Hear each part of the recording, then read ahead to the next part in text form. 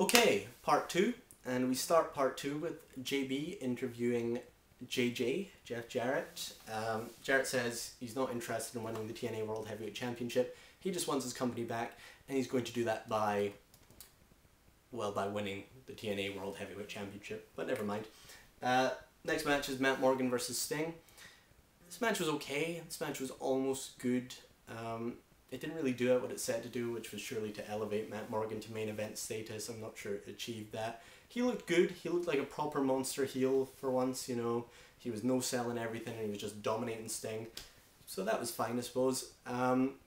Sting comes out to a good ovation, which is always good to see. And then Matt Morgan just dominates him for 5 minutes. Just kicks the shit out of him, basically. Just throws him into the rail and, you know, does all his usual stuff.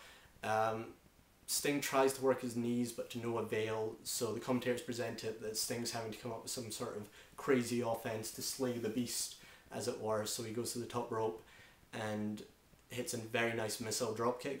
Goes for a Stinger Splash, and Morgan catches him with the carbon footprint, but it wasn't a good carbon footprint, you know, it was just a big boot, basically, that was it. No theatrics. Then they sort of botch the next spot. Morgan goes for the Elevator, and Sting's supposed to catch him, it seems, on the way down and hit the Scorpion Death Drop, but it doesn't happen. Sting misses, and they just fall into a heap, which wasn't very good. Then Sting gets back up and actually does hit the Scorpion Death Drop, but they play up the idea that Morgan's just too big to have that move be effective. Once again showing he's a monster heel, and he kicks out with ease. Then Sting goes for the Scorpion Deathlock, and once again Morgan gets out of it with ease. So they played up the idea that he's a big bad monster the whole way through, made him look really good, but in the end he does succumb to a second rope elevated Scorpion Death Drop. It was okay. Then we have Lauren interview AJ and Joe. Suggests they have the advantage tonight because they're working together. AJ says he just wants the title back where it belongs with the originals. Joe says he just wants Angle's blood, basically. Next match is Beer Money versus Team 3D for the TNA Tag Team Championships. They're playing up the idea that Team 3D hadn't shown up at Detroit yet. They'd been over defending their title in Japan, and their plane hadn't shown up. And I presume that was because they actually hadn't at that point. You know, I presume this was all legit, because I don't see why they'd make that up. But Team 3D did show up. Once again, TNA put this match late in the card to show how important tag team wrestling is to them, etc, etc.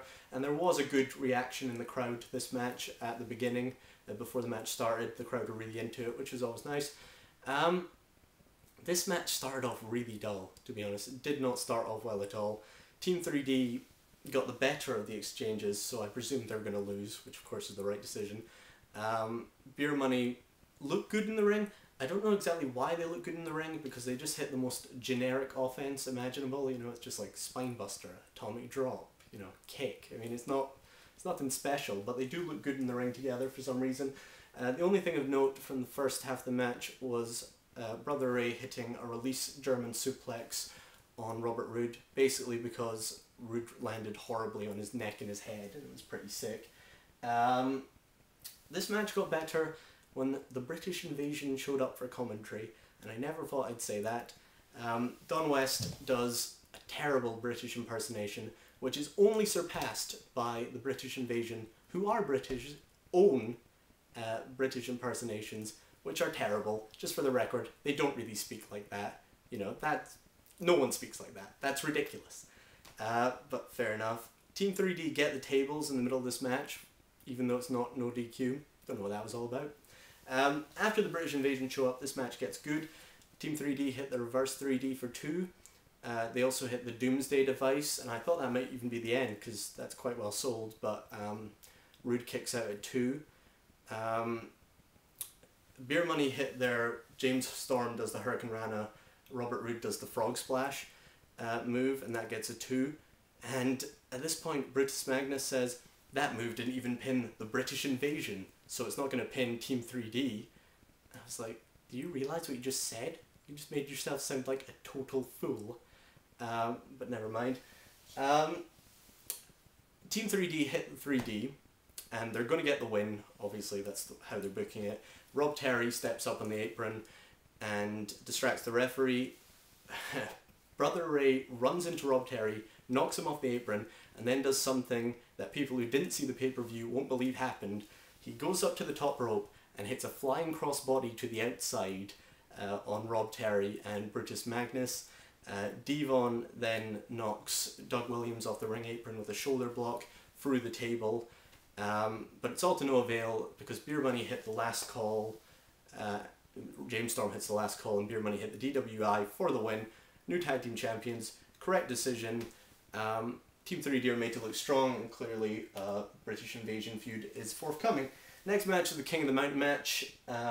There's a lot of filler before it, lots of video packages and just crap, and just them walking down the white corridor, including Mick Foley doing that thing where they pretend they're talking to people, going, "Hey, how you doing? Yeah, TNA World Heavyweight Champion." Except it was clearly an empty corridor, but never mind. King of the Mountain match, AJ, Joe, Angle, Foley, and Jeff Jarrett. Angle shows up really late wearing a Pittsburgh Penguins jersey just to get some extra heel heat. The start of this match is really terrible because you can already tell this is going to be overbooked because Joe instantly attacks Angle before the bell even sounds and gets sent to the penalty box for 2 minutes, and for some reason this also makes Kurt Angle eligible to win the match. Random. Mick Foley's doing his whole "I'm not really a fighting champion" thing, which is all fair enough, and he's staying out of the action, and then he lets Jeff Jarrett pin him just so he can have a rest in the penalty box basically. That was fine, I didn't really mind that, but it was all a bit gimmicky at the start. Foley comes back out and gets choked out by the rear naked choke, making Samoa Joe eligible to win the match. Some good spots, nothing earth-shattering at all. Bad camera angles again. There was a bit where Foley comes out of the penalty box and just runs into the ladder when Samoa Joe's on the top, and even Joe looks terrified by this because Foley runs really fast at it, and you could just see Joe's surprised face as he falls to the ground. Joe probably looked the strongest of everyone, which I suppose, given the ending, was kind of the point. He hit a nice suplex on Angle onto the ladder, which was good. Mick Foley was hip tossed by Joe onto the ladder as well.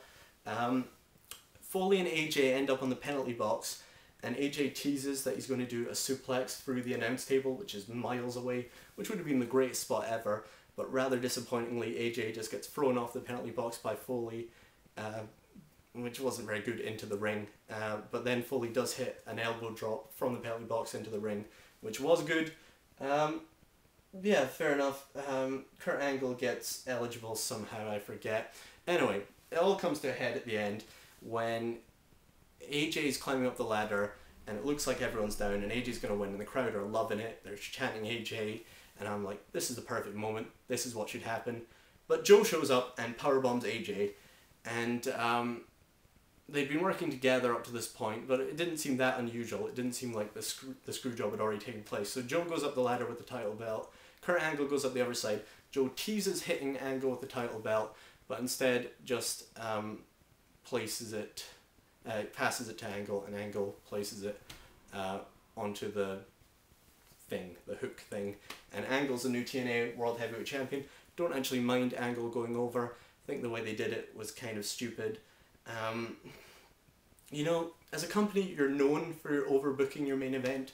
Why on your anniversary would you do it?